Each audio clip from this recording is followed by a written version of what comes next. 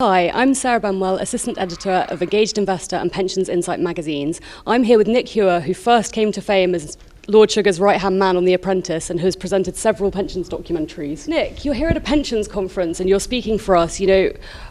What's your take on the pensions landscape at the moment? Well, let me tell you, first of all, I'm not going to pretend that I am in any way knowledgeable or experienced about pensions, except to say that when I was a boy, the first thing I was really concerned about when I went into work was some sort of financial security in the future. And I started my pension as a young guy, maybe 22 or something, and it's actually been very good to me.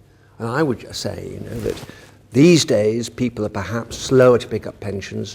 What's the alternative? Property's a great alternative, actually. My wife, no pension, loads of property. She was lucky. Can you get into property these days as a young person? Absolutely not. So I think, firstly, we all have a responsibility, actually, to look after ourselves in old age as best we can. And the earlier you start, obviously, the better.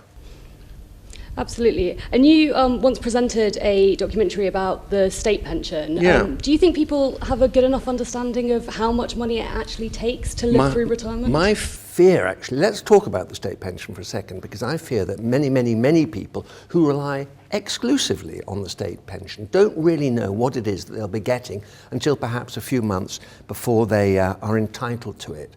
And I think that there needs to be more information, better communication about what that is. I think actually it's very simple. You ring up the pensions office and they'll tell you, but perhaps that sort of piece of knowledge isn't communicated well. But what my real worry is that the state of public finances as we go on into the next 10 or 15 years will be such that it will be impossible to fund the increasing number of long-living citizens. And therefore, in that programme that you talked about, that we made for the BBC called Preston, the Town That Never Retired, we were looking at a situation whereby people would have to work into their late 60s and early 70s, not that far into the future. And my argument, my heartfelt belief is that we have no right to expect manual workers, poorly paid people who throughout their life struggle to make ends meet and have any sort of decent living, could not put things